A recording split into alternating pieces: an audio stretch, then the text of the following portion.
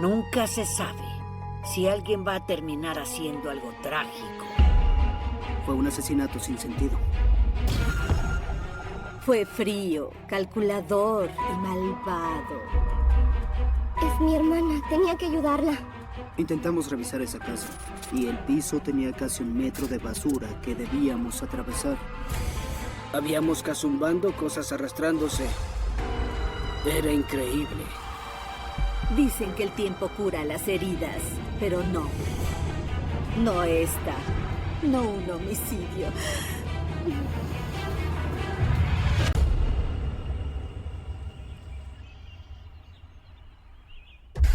El nombre de esta calle es Hegerman Y y estamos al norte de Lennart. Es un camino de 2 vías en el que se encontró a la víctima. he trabajado en esto por más de 40 años. He trabajado en comunidades violentas. Este es el asesinato más brutal y sin sentido que he visto. Caminamos hacia el oeste en el área aislada de este camino. Ahí se encuentra un cuerpo con unos pantalones azules en bolsas de basura de plástico negro. Hablo sobre esto en mis clases de Derecho Penal y todos se quedan con la boca abierta. No pueden creer que esto haya sucedido.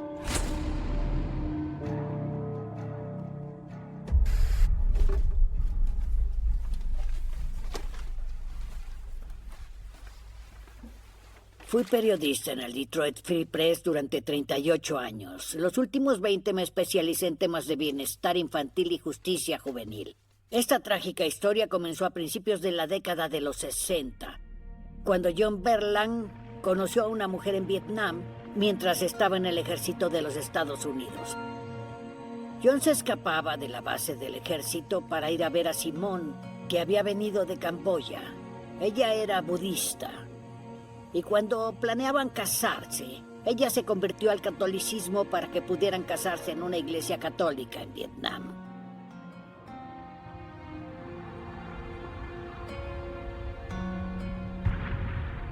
Se casaron y comenzaron a tener hijos.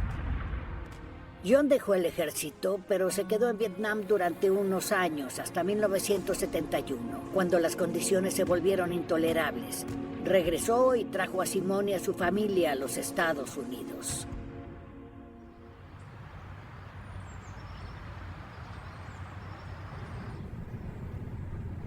Iba porque podía parecer una persona muy razonable y cariñosa.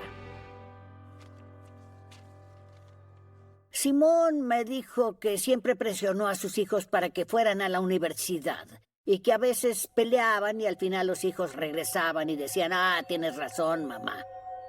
Pero otras personas indicaron que eso no era verdad. Incluso tenía un apodo que era la mujer dragón, porque era dura y exigente y creía aparentemente en corregir a sus hijos de una manera que creo muchos de nosotros consideraríamos abusiva. En ocasiones había puñetazos, bofetadas y pellizcos. Desarrollaron esta conexión con objetos. Los niños adoptivos llegaron en 1983. Aceptó esos niños porque le daban dinero.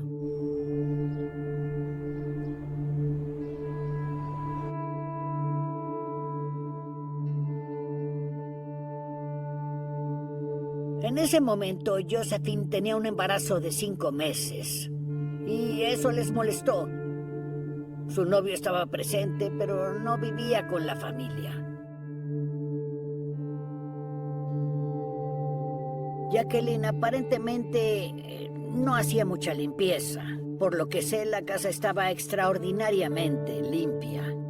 Hubo denuncias de que 2 niños, que no eran hijos biológicos de la familia, estaban haciendo la mayoría de la limpieza, porque eso era lo que la mamá quería.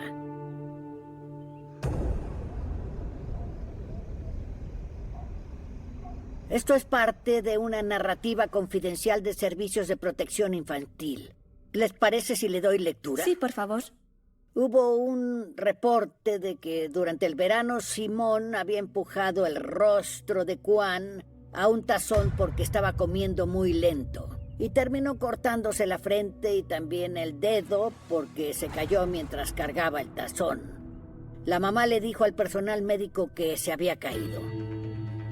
Un trabajador realizó una visita al hogar. Josephine dijo que tenía miedo de decir algo y que no te...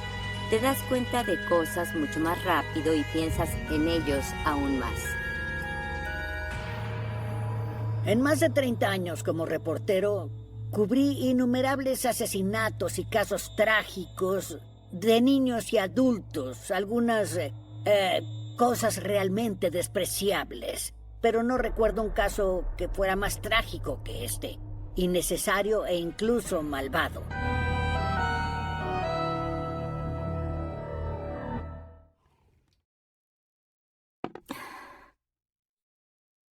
Cuando los niños adoptivos fueron trasladados en el 89, Josephine fue quien llamó a servicios de protección infantil para que se los llevaran. ¿Por qué cree que hizo eso? Porque creo que ella sabía qué clase de madre era su mamá. No podían irse, pero ella podía sacarlos. Hizo algo bueno y llamó para sacarlos de esa situación.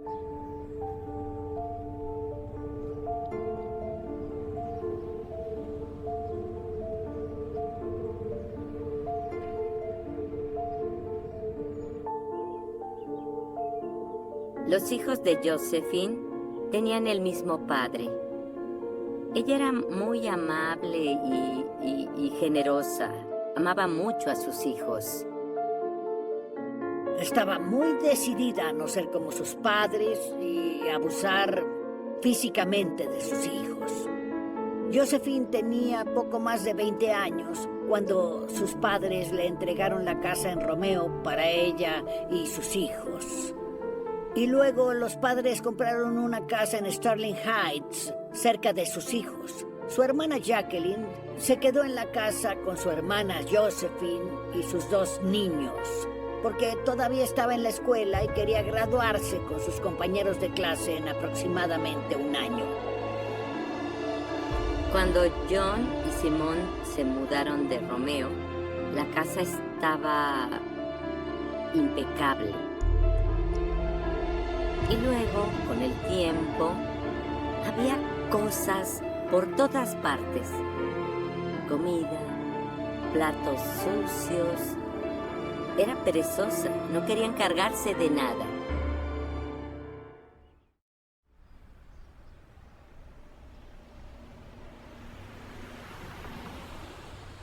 Entonces Jacqueline, después de la preparatoria, termina trabajando en un motel de bajo presupuesto en Utica. Josephine estaba trabajando en la escuela de los niños como tutora. Josephine era amada por todos en la escuela. De hecho, incluso fue la voluntaria del año. Ella era una gran mamá que iba y ayudaba con las cosas de los niños en la escuela. Pero le era imposible mantener limpia su casa. El padre de los niños encontró la situación intolerable, supongo. Se mudó y la dejó sola con los niños. Hablaba sobre su depresión y cómo extrañaba El Centro de Salud Emocional del Condado de Macomb, porque peleaba mucho con la gente. Que dijo que no creía que necesitara asesoramiento en ese momento. La trabajadora de protección infantil. Definitiva, y que eso comenzaría muy pronto.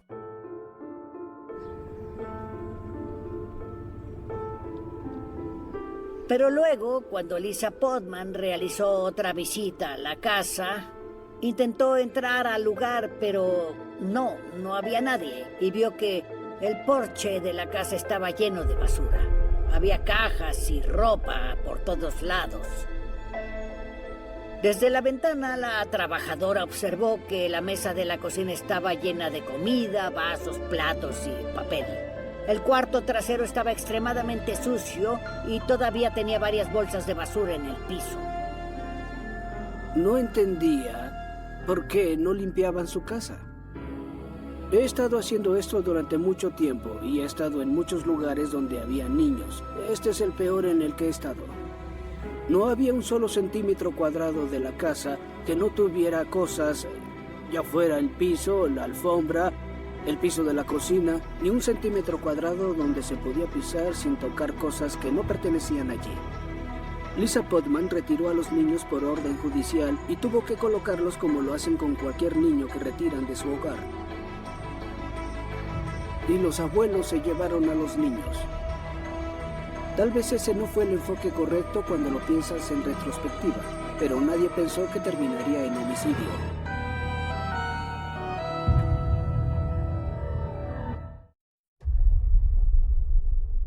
Hay todo un tema de basura en esta historia. Es decir, Josephine realmente se sentía como basura. Su mamá la trató como basura. Guardaba la basura. Las personas que aman a sus hijos humanos vivos, no permiten que vivan en una desgracia. Hombres de la familia siempre iban a hacer su limpieza. Llegó a un punto en que ellos comenzaron a cansarse de ir a limpiar. Y al final ellos dijeron, ya no vamos a hacer esto. Y Josephine y Jacqueline tenían que hacerlo por sí solas. Creo que cuando las dos hermanas estaban solas, simplemente se perdían en un estado de depresión en el que no podían motivarse para limpiar la casa lo suficientemente bien como para ser habitable.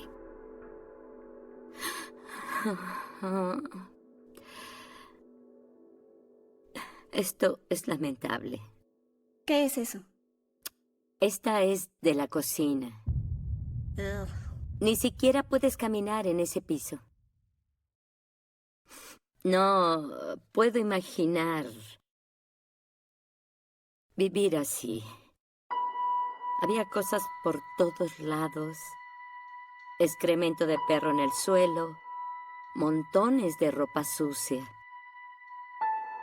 Sabemos que en el último año se rompió la tubería. Sí, y empezaron a usar cubetas para ir al baño. Y eso solo empeoró todo lo que ya estaba arruinado en esa casa. Debemos recordar que cuando eres un acumulador no ves esto como un problema. Ella no lo veía, esta era su zona de seguridad y confort, y no veía esto como un problema. Piénsenlo, esta es su casa familiar y sus hijos la amaban, le daban valor. Ella necesitaba a esos niños, que la hacían sentir amada y valorada. Y que su madre, la persona que le había quitado tanto, tuviera sus hijos, estoy segura de que eso fue un gran detonante. Lisa trabajó con esa familia aproximadamente un año, hasta que finalmente Lisa y sus supervisores en la agencia de familiares y dependientes decidieron que los niños debían ser retirados permanentemente, y procedieron.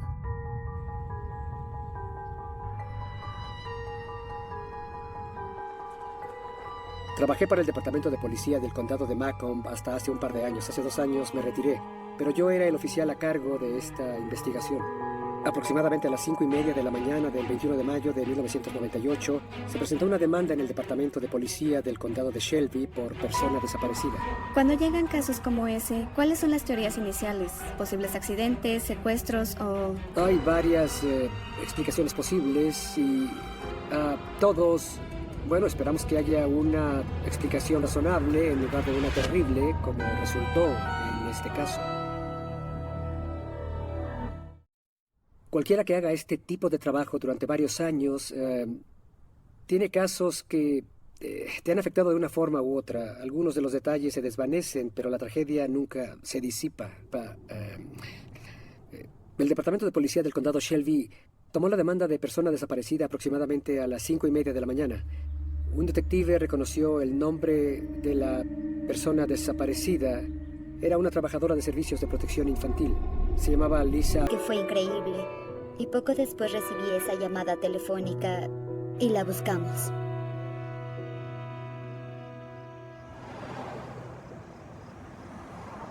Stephen Quigley, su prometido, se preocupó cuando hizo varios intentos para contactarla y no respondía a sus llamadas. A medida que pasaba el tiempo, se preocupó cada vez más.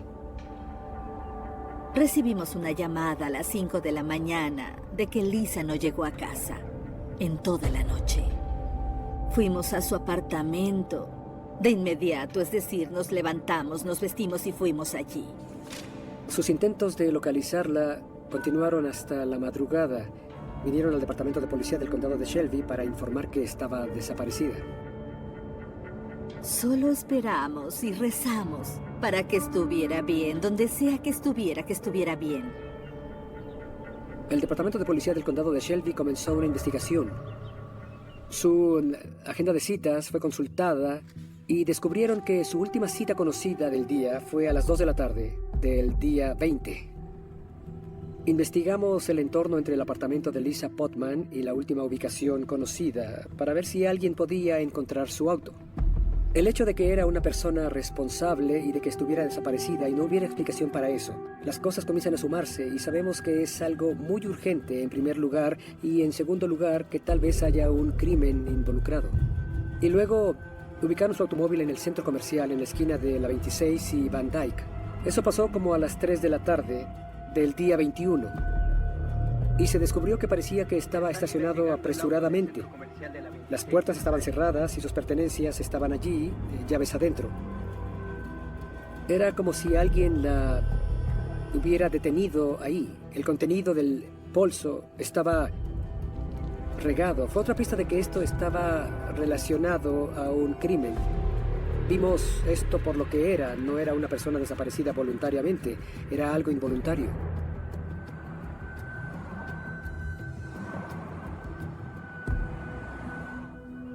Los detectives del condado Shelby fueron a la escuela primaria Washington y realizaron una entrevista de campo con Josephine Berelan. Le dijeron que estaban investigando la desaparición de Lisa Potman y le preguntaron si tenía información al respecto.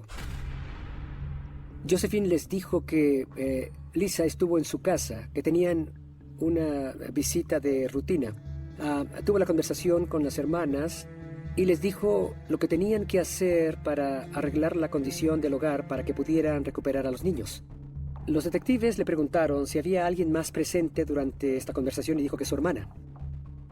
Los detectives fueron y entrevistaron a Jacqueline. Dijo casi la misma versión de los acontecimientos que su hermana le dio al policía que estaba ahí. ¿Por qué decidieron que tenían que ir a buscar la casa? Fue el hecho de que estaba desaparecida, que su automóvil fue encontrado muy cerca, a solo 2 kilómetros de la casa de Berelan, y el hecho de que en su agenda parecía que estaba en esa dirección a las 2 de la tarde. Se determinó que debíamos entrar a esa casa a investigar. Nos juntamos como investigadores y tratamos de pensar en qué no estamos viendo, a dónde más podemos ir. Ahora estamos viendo el patio trasero. Esta es la parte trasera de la casa. El lado oeste de la propiedad, frente a... mirando un cobertizo tipo granero. Nuestra orden de registro también nos permitió revisar algunas dependencias. Había un cobertizo de 2 pisos, tipo granero, en la propiedad y una cochera en el patio trasero de la casa. Detrás de esta puerta hay una escalera que conduce al Sucedido.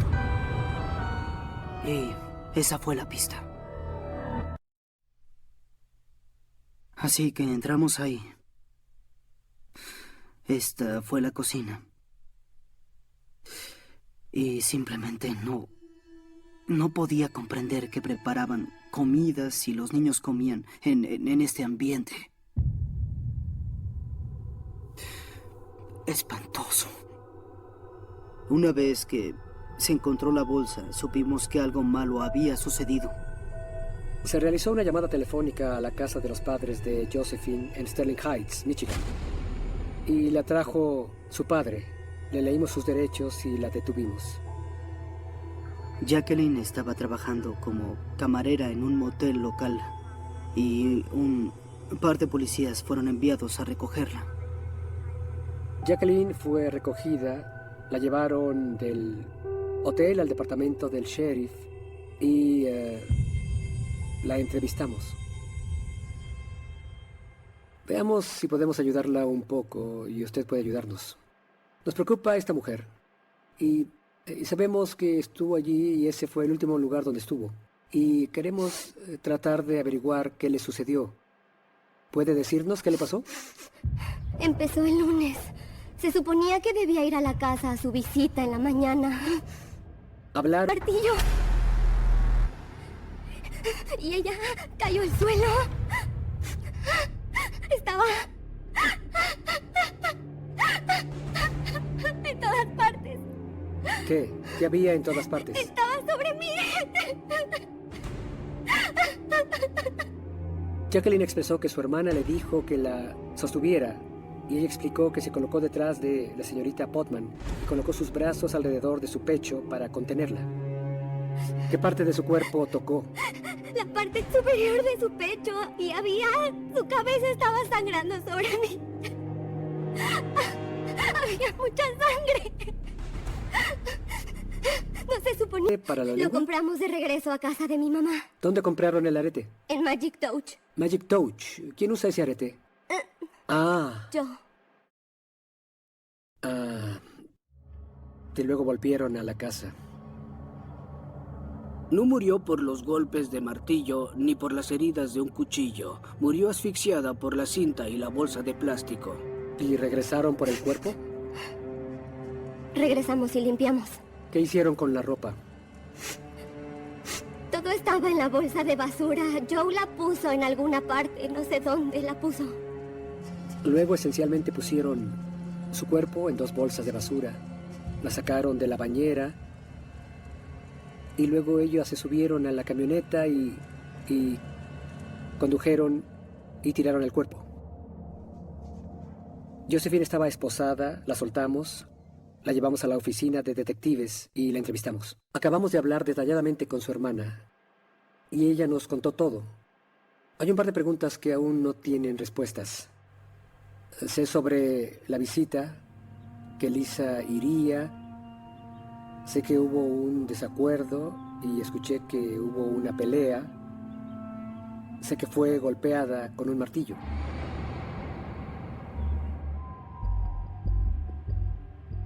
¿La golpeó con un martillo ese día? ¿Cuántas veces la golpeó con el martillo? Recuerdo una vez. No creo que la haya golpeado más que eso. ¿Solo una vez? Creo que sí. Jacqueline dijo que Josephine la golpeó aproximadamente 6 veces. Se dieron cuenta después que fueron muchas más veces. En realidad fue el médico forense. Le dieron 22 golpes a esta mujer. Creo que Josephine era una manipuladora experta. Y se nota cómo manipuló a Lisa.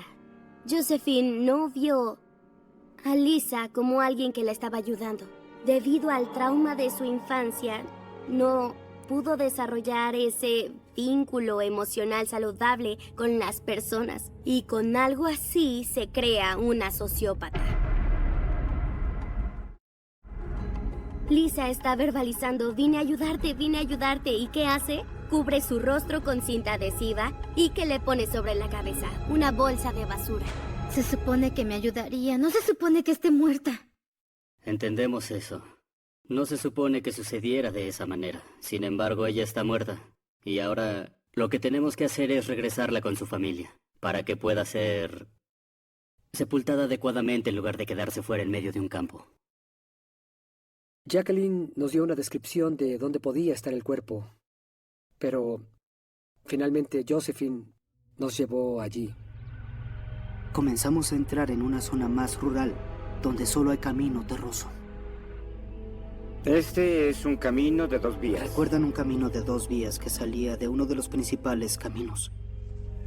Estaba muy callada, sentada en la parte de atrás y cuando nos acercamos ella creía que este era el camino.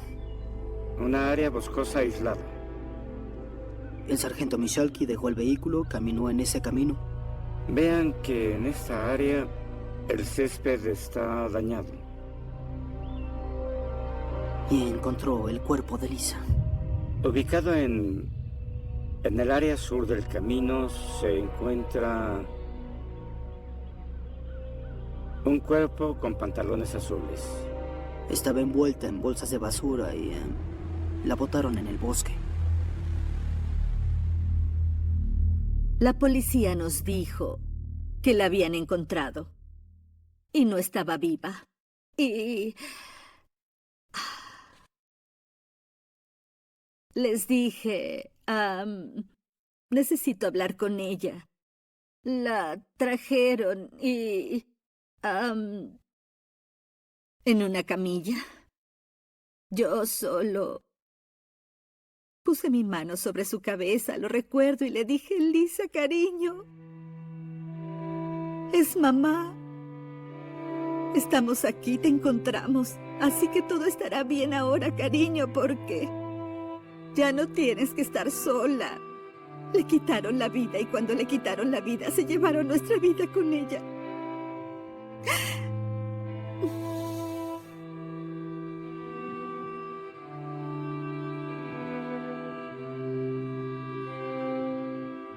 Tomemos un descanso.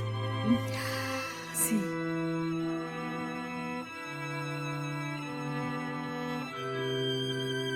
Nunca llegó a ser la novia que quería ser, pero recuerdo que habíamos ido a elegir un vestido de novia y en su funeral tratamos de darle una boda. Me dijeron que había más de 1,200, 1,500 personas en su funeral. Me hubiera encantado verla casarse porque sé que habría sido una novia hermosa.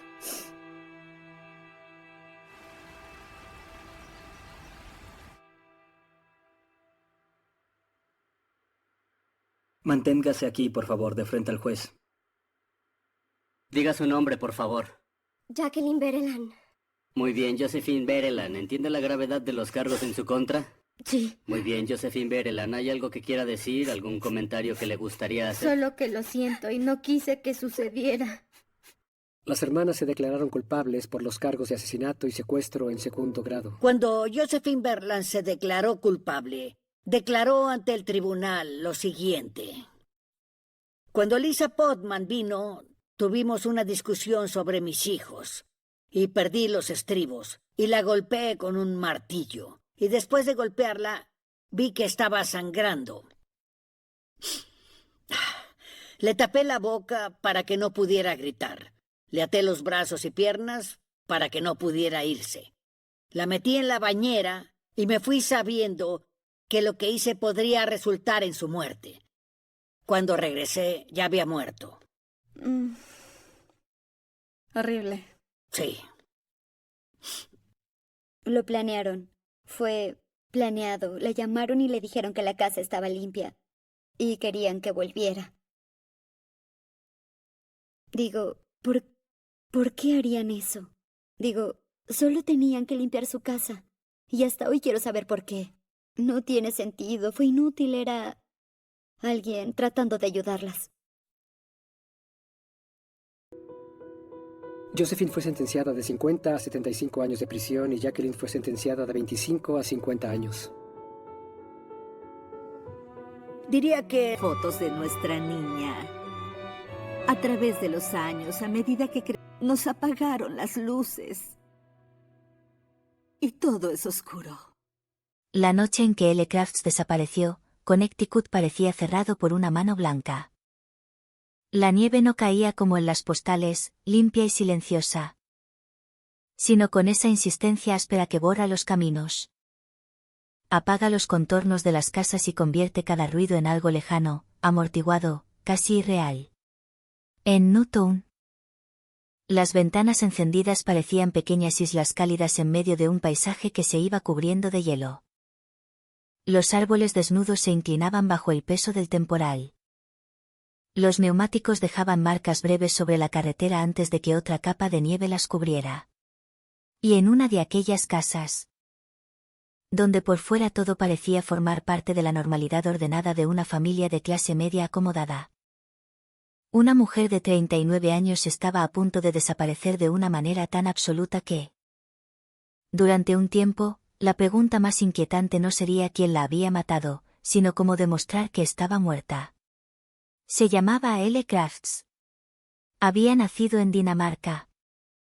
Había trabajado como auxiliar de vuelo y vivía en Connecticut con su esposo, Richard Crafts, piloto de línea aérea, y sus 3 hijos.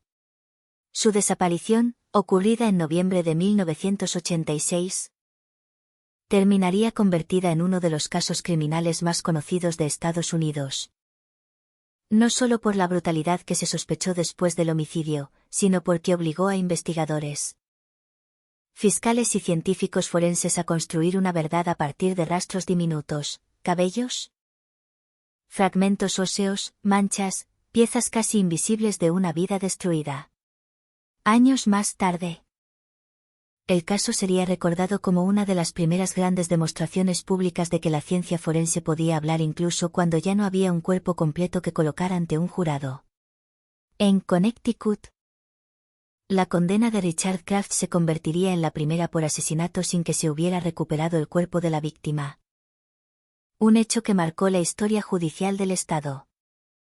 Wikipedia 1, pero antes de que el nombre de L quedara unido para siempre a laboratorios, tribunales y titulares.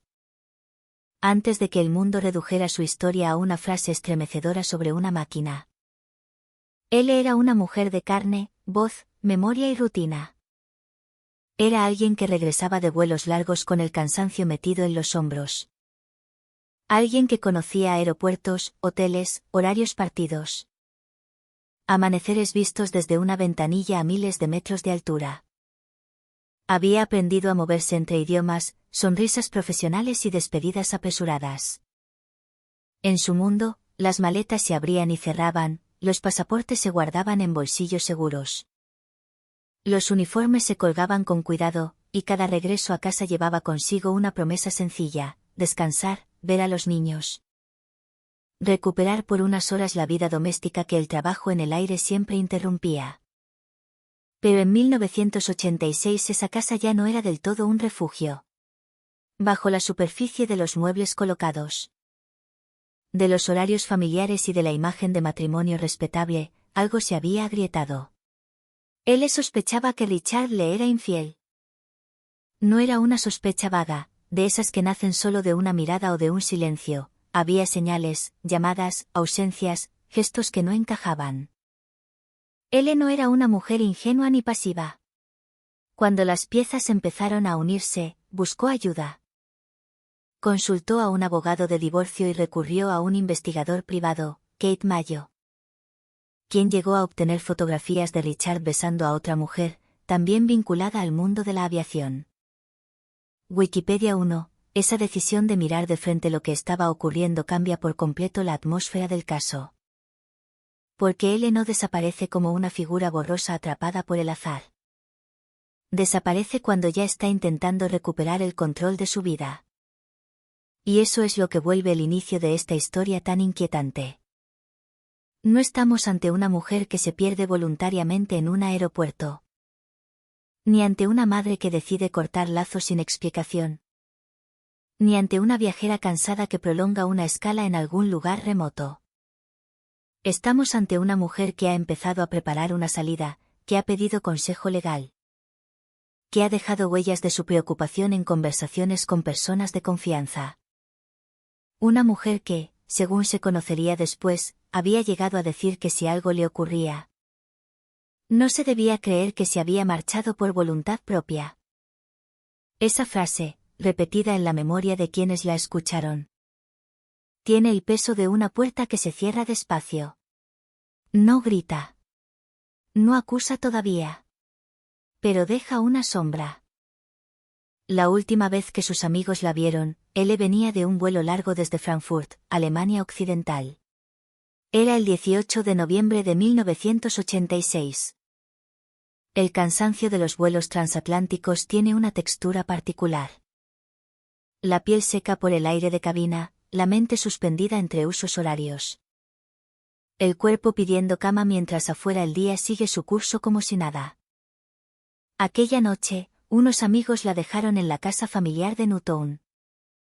La escena podría haber sido cualquiera: un coche deteniéndose, luces sobre la nieve, una puerta que se abre, una despedida rápida. Quizá el vapor del aliento flotando un instante en la oscuridad. Él entra en su casa. Y a partir de ahí, el mundo la pierde. No hay despedida pública, no hay llamada convincente, no hay rastro claro de viaje, no hay explicación que resista demasiado tiempo. Solo queda una ausencia que empieza a crecer. Al día siguiente, Richard diría que llevaba a Elle y a los niños a casa de su hermana en Westport, pero cuando llegó, Elle no estaba con él. Después vendrían versiones distintas, que ella estaba en Dinamarca visitando a su madre, que se había ido a las Islas Canarias con una amiga, que él no sabía exactamente dónde se encontraba. Las historias cambiaban como cambia la luz cuando una nube pasa delante del sol. Pero ninguna iluminaba de verdad el paradero de Elle. Wikipedia 1, para sus amigas, el silencio no encajaba. Elle no era una presencia que se evaporara sin dejar aviso. No era una madre que se desentendiera de sus hijos. No era una mujer que, justo en medio de una crisis matrimonial y después de haber consultado a profesionales, decidiera desaparecer en un viaje improvisado sin comunicarse con nadie. A veces, en los casos de desaparición, las primeras horas están llenas de explicaciones cómodas. Se dice que la persona necesitaba espacio, que quizás se fue por vergüenza, que tal vez no quiere ser encontrada. Esas frases tienen una función tranquilizadora, permiten a los demás seguir respirando. Posponer el miedo, imaginar que el teléfono sonará en cualquier momento. Pero el miedo tiene una forma de filtrarse por las rendijas. Primero llega como incomodidad. Después como insomnio. Luego como certeza. Los allegados de él empezaron a mirar las respuestas de Richard con una atención distinta. Cada explicación parecía abrir una nueva pregunta. Cada pregunta encontraba un silencio o una contradicción. Y mientras tanto, la nieve seguía siendo parte de la historia, no solo como telón de fondo, sino como cómplice involuntaria de la confusión. Un temporal puede ocultar huellas, alterar tiempos, cerrar caminos, justificar retrasos. Hacer que una camioneta estacionada junto a una carretera parezca menos extraña de lo que parecería en una noche despejada. En aquella oscuridad helada. Mientras la mayoría de la gente pensaba en llegar a casa y mantenerse a salvo, alguien había visto algo que más tarde adquiriría una importancia escalofriante. Un camión de alquiler con una trituradora de madera enganchada cerca del lago Zoar. Ese detalle no tendría todavía todo su significado. En ese momento era apenas una imagen incómoda en una noche de nieve. Más adelante, se convertiría en una de las piezas centrales de una reconstrucción forense casi inimaginable. Wikipedia 1, el gancho de esta historia no está solo en la violencia que se descubriría después. Está en la contradicción entre lo visible y lo verdadero. Desde fuera, Richard Crafts podía parecer un hombre disciplinado, piloto, acostumbrado a controles. Rutas, horarios, procedimientos, apariencia de serenidad. El tipo de persona que sabe despegar una aeronave, seguir instrumentos, responder con calma ante sistemas complejos. Ese contraste resulta perturbador porque hay profesiones que transmiten confianza pública. Un piloto no es, para la imaginación social, un hombre dominado por el caos. Es alguien asociado al control, a la precisión, a la seguridad. Pero el control también puede tener otra cara cuando se traslada al espacio íntimo, puede convertirse en vigilancia, en cálculo, en una necesidad fría de dominar la narrativa antes de que otros puedan escribirla. En los días posteriores a la desaparición, lo que comenzó a formarse alrededor de él fue precisamente una batalla por la narrativa. ¿Dónde estaba? ¿Por qué no llamaba? ¿Por qué su esposo ofrecía explicaciones cambiantes? ¿Por qué una mujer que preparaba una separación iba a borrar sus propios pasos justo cuando más necesitaba dejarlos claros? La investigación no empezó como una escena perfecta de detectives iluminados por una revelación repentina. Empezó con insistencia. Con amigos que no aceptaban respuestas fáciles. Con un investigador privado que ya había visto demasiado como para quedarse quieto. Con la incomodidad de quienes intuían que una vida no se apaga siempre con un estruendo, a veces se apaga detrás de una puerta cerrada. Mientras afuera cae la nieve y los vecinos creen que la casa duerme. Lo más difícil, al principio, era que faltaba aquello que suele convertir una sospecha en caso de homicidio, el cuerpo.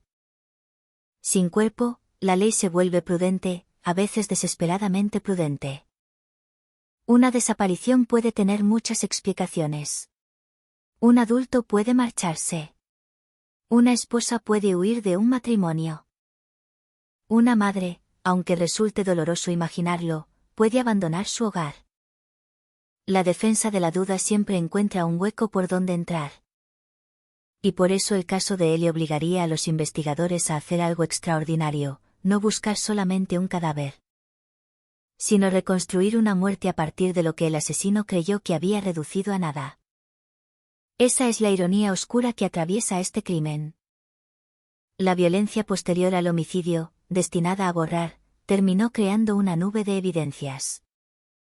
Allí donde se quiso destruir la identidad, quedaron rastros microscópicos de ella. Cabellos rubios. Fragmentos de hueso. Una pieza dental. Sangre. Fibras.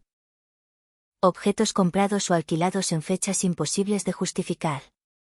La ciencia no devolvería a Ellie a su familia, pero impediría que su ausencia fuera tratada como una fuga. El trabajo forense, dirigido por figuras como Henry Lee, quien entonces formaba parte del ámbito policial y científico de Connecticut, tendría un papel decisivo en transformar partículas dispersas en una historia coherente ante la justicia. Wikipedia 1, pero para llegar ahí, primero hubo que atravesar el territorio más cruel de las desapariciones, el tiempo suspendido. Para los hijos, la casa ya no podía sentirse igual. Los niños no siempre comprenden las palabras de los adultos, pero perciben los cambios de temperatura emocional. Notan las voces más bajas, las llamadas interrumpidas, las miradas que se cruzan demasiado rápido. Notan que alguien falta en la mesa, que una habitación conserva objetos pero no presencia, que los mayores dicen frases incompletas. Para los amigos de Ellie, cada día sin noticias convertía la preocupación en una especie de duelo sin permiso.